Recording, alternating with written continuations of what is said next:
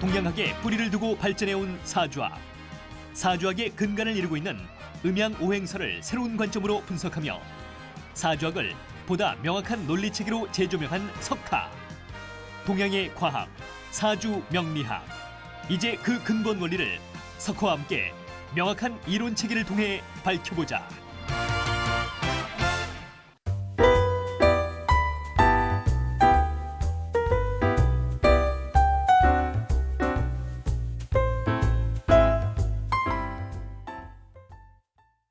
그러니까 우선 좌우충을 먼저 볼 때, 이 충은 천간의 작용입니까? 지지의 작용입니까? 천간은 극이라겠죠. 그래서 천극지충이라는 말은 성립이 되지만 천충지충 이렇게 얘기하면 이건 또 성립이 안 되는 말입니다. 논리의 모순인 거죠.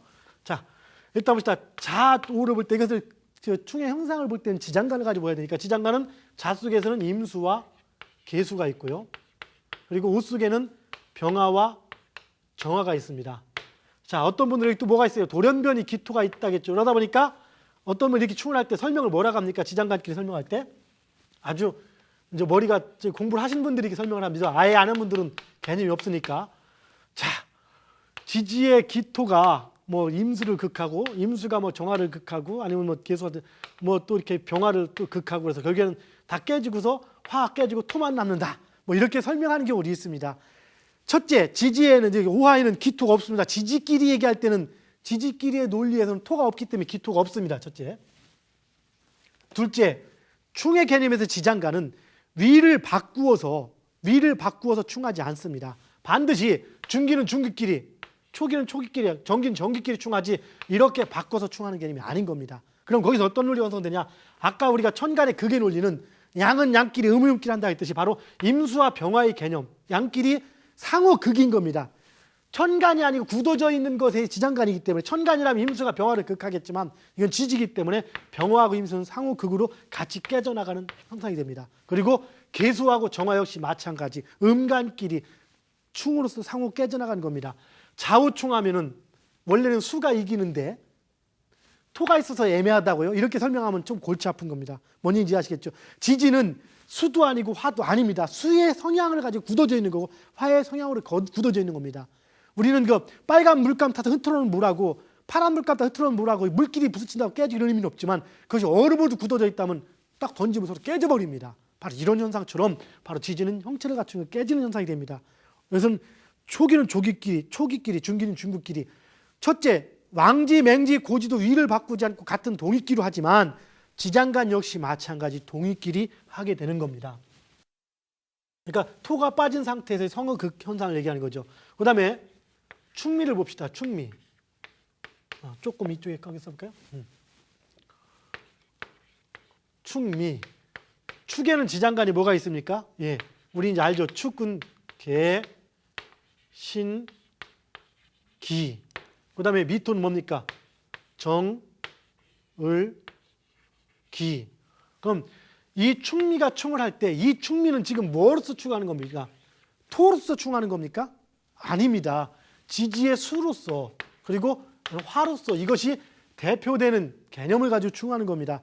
그렇지만 복잡한 지장간이 있다 치더라도 그들끼리 역시 성립이 됩니다. 봅시다. 자, 일단 계수하고 정화의 개념이 바로 뭡니까? 음의 수와 음의 화죠. 지지는 이렇게 수화로 충분한 데서 충을 한다 했습니다. 이렇게 계수와 정화가 서로 충으로서 깨져나가는 개념이 들어가고 그 다음에 신금과 을목이 깨져나가는 개념이 들어갑니다. 물론 기토끼리는 이렇게 볼 때는 아까 했던 붕충의 개념이 성립될 수는 있겠죠. 근데 이 기토끼리는 충을 하는가 안 하는가의 개념에서 이미 이것이 틀을 갖추고 있는 겁니다. 틀을. 그래서 깨지는 거기 때문에 이 역시 마찬가지 토 역시도 깨져나가는 개념은 깨져나가는 개념인 겁니다. 물론 굳이 친다면 나중에 이제 통변이라는 묘미를 가지고 한다면은 계수라든가 신금, 정화, 을목 이들이 주로 어떤 문제를 가져온다 이렇게 설명해 나갈 수는 있겠죠. 자, 다시 얘기한다면은 이런 부분들을 뭐 기토가 뭐 미중 기토가 계수를 극하고 뭐 계수가 다시 또 뭐 여기 정화를 극할 게 없네요. 아니면 계수가 정화를 극하고 정화가 신금을 극해서 신금이 다시 을목 이렇게 위를 바꿔가면서 이렇게 할 수는 없다는 겁니다. 반드시 초기는 초기끼리, 중기는 중기끼리 이런 형태의 룰끼리 같은 룰로서 그 상호 극의 현상, 상호 극 그냥 극이 아니라 상호 극의 현상으로서 충이 되는 거죠. 그래서 동등하게 깨져나가는 개념이 들어갑니다. 충미가 볼 때. 그 다음에 좀 인신충을 봅시다. 인신충. 자, 인신. 자, 인신충을 볼 때 이 인신충 역시 마찬가지. 자, 이는 뭡니까? 지장간이 병화와 간목입니다. 이때 무기토는 없다겠습니다. 그래서는 신금 역시 마찬가지 그 임수와 경금입니다. 거기서 병화와 임수는 중기가 되고 간목과 경금은 뭐가 됩니까? 각각 정기가 되죠. 중기와 정기끼리, 즉 양간끼리 병화와 임수끼리, 병화의 개수 이렇게 형성되지 않습니다. 절대. 이거 룰이기 때문에 병화와 임수끼리 이렇게 깨져나가는 겁니다. 그리고 간목과 경금끼리 깨져나가는 겁니다.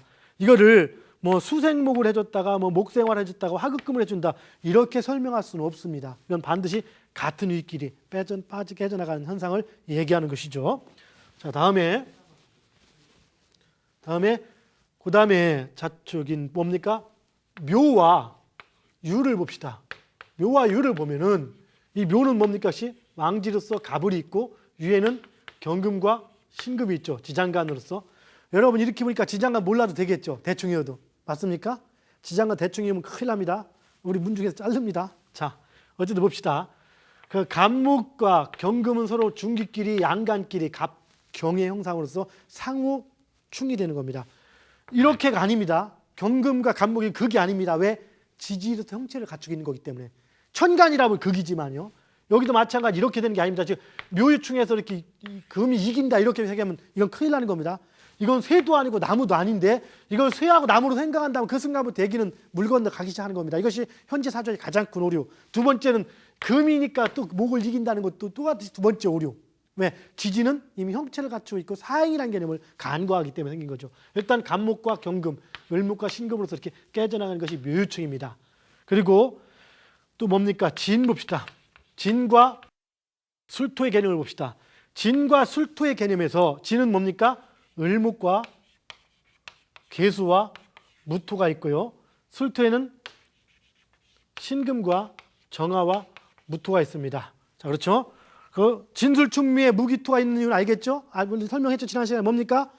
진술충미는 복잡하고 뭐 다른 개념이 아니라 진과 술은 각각의 양이기 때문에 어떻게 양? 진목과 미화 사이에서 목과 화에서 목이 양이고 화가 음이기 때문에 진목에는 양의 개념인 동의 개념인 무토가 들어있고 또한 금과 수에서 그 술금과 축수에서 술금에 해당되는 금에는 술에는 양토가 들어있고 축에는 기토가 들어있다고 설명을 드렸죠. 자, 어쨌든 진술이 바로 을계무와 신정무로 이렇게 지장간이 있는데요. 여기도 마찬가지 초기는 초기끼리 을목과 신금은 서로 상호 극으로서 깨지는 겁니다. 그 다음에 계수와 정화 역시 마찬가지 상호 극으로. 여기서 전부 다 음간끼리 양간끼리지 음양을 교차해서 하는 것은 없습니다. 이걸 또 다르게 설명할 건 아닌 거고요. 이때 이 무토는 역시 이것이 깨진 이것은 같은 개념이기 때문에 굳이 깨진다고 볼 것도 없고 안 깨진다고 볼 것도 없는 그러한 현상이 됩니다. 자, 그 다음에 또 뭡니까? 사해충. 자, 사해충을 놓고 봅시다. 사해충. 이 사해충 같은 경우는 어떻습니까? 사해는 경금과 병화가 있죠. 그리고 해수에는 그 간목과 임수가 있습니다. 역시 마찬가지. 사는 화와 해는 수, 맹지끼리 이렇게 충하는 거죠. 이때 경금과 간목은 서로 깨져나가고 병화와 임수는 양간끼리 이렇게 서로 깨져나갑니다. 그래서 이것들이 즉 마주보는 사행끼리 서로 깨져나가는 현상을 바로 충이라고 부르는 상호극으로서 충이라고 부르는 겁니다. 뭔지 이해하시겠습니까? 예. 일단 여기까지 개념으로서 충을 알아봤습니다. 그럼 충은 어떤 현상을 가져오느냐? 바로 이 충은 그 아까 했듯이 지장간 모든 것이 파기됩니다. 파기되면 예를 들어서 사와 해수가 이렇게 있는데요. 이것들이 이렇게 만나버리면은 원래 이 사는 경금과 병화의 지장간이 있고 해는 간목과 임수의 지장간이 있어서 나중에 이렇게 천간을 만날 때 목이나 금 혹은 수 이런 것들하고 이렇게 통근이라고 하죠. 그래서 어떤 활성화 역할을 할 수가 있는데 이렇게 해서 깨져버리면 어떻게 됩니까? 아무 역할을 하지 못하는 게 됩니다. 제 역할을 못합니다. 지진이 형체가 있기 때문에 천간은 그렇지 않지만 마주보는 거기 때문에 천간은 일반 극이지만 그래서 서로의 그 능력, 역량이 없어져 가는 게 아니라 약해져 가는 아주 극히 약해져 가는 이런 현상이 나타납니다. 그래서 어떤 이제까지 있던 눈에 보이는 현상이 변화가 되는 걸로 나타나는 겁니다. 예를 들어서 좀 표현이 뭐지만은 삶이 바뀌는 것, 살다가 뭐 예를 들어서 명을 달리한다든가 어떤 직장을 다니다가 관두어버린다든가 아예 변화가 확 되는 겁니다. 그래서 흐름을 크게 볼 때는 그 변화를 느끼겠고요. 작은 흐름에서 보면 이미 변화가 됐기 때문에 변화를 감지하지 못할 수가 있습니다. 그 안에 있게 되면은 어쨌든 충은 어떤 흐름들의 변화를 얘기합니다. 신상의 갑작스러운 변화 같은 것, 이 사회의 형체가 있는 개념이기 때문에 바로 이런 현상을 얘기를 해주죠. 자, 그런데 우리가 지난 시간에 합을 또 배웠죠. 합. 자, 다시 한번 봅시다. 한번 해, 묘, 미. 이 해묘미가 뭡니까? 무슨 합입니까? 해묘미 하면 이것은 방합입니까? 삼합입니까? 예, 삼합을 얘기하죠. 삼합. 예, 원래는 해자축이 수국인데 자, 일단 해묘미, 그 다음에 인, 묘, 진. 이건 뭡니까? 방합을 얘기하죠. 둘 다 목을 얘기합니다. 목국. 이렇게 목. 이렇게 칠 때 여기서 지난 시간에 공부할 때 이 방합은 어차피 목끼리 뭉쳐있는 애들이기 때문에 친구들끼리 뭉쳐있거나 군인들끼리 뭉쳐있는 것같이 쪼개져도 군인이고 합쳐도 군인인데 이 목은 쪼개지면 군인이 아닌 거죠. 그래서 이 파워면에서 볼 때는 방합이 강하고 결속력 면에서 볼 때는 해묘미가 강하다 하겠습니다. 왜? 이 삼합은 이게 쪼개지면 각각 뿔뿔이 흩어지게 되기 때문에 결속력이 강하고 이 두 개만 있어도 반합이라는 개념을 얘기했었습니다. 그리고 또 육합을 얘기했었죠. 육합이 뭡니까? 육합은 하분하되 어떤 그 현상 변화가 일어나지 않는 개념, 그것이 육합이라고 했습니다. 자, 근데요, 이 삼합과 방합, 그 다음에 육합이 뭐 그 인해가 합해서 목이 되거나 이러진 않는다 하겠습니다. 단지 이건 육합이라 했죠. 육합은 변하지 않는 것, 인묘지는 합해서 왕목이 되는 것, 해묘미도 변화가 되는 것. 충은 뭡니까? 충도 변화인데 충은 있던 것이 제 역할을 못하는 변화, 이것이 그냥 변한 겁니다. 그리고 이제 합과 충끼리 만날 때, 즉 지지의 변화는 크게 움직일 때 이렇게 합충이 변합니다. 육합, 방합, 삼합, 충, 이 네 가지 가지고 변화의 양상을 가져오는 게 바로 지지의 형상인 겁니다. 그런데 여기서 이렇게 원래 그 나중에 사주라는 개념을 볼 때 해묘미가 뭉쳐 있으면 합이 됩니다. 이렇게 합이. 그런데 여기에 예를 들어 옆에 미하고 축하는 축이 있다. 그럼 이 충으로 인해서 합이 성립이 되지 않는 겁니다. 합이 성립되지 않는다는 것은 충 역시 성립되지 않는 겁니다. 그러니까 예를 들어서 누군가 결혼하려고 하는데 옆에서 두드려 패서 신랑을 병신을 만들거나 이렇게 갖고서 결혼을 못하게 한다든가 이런 개념이 되는 거죠.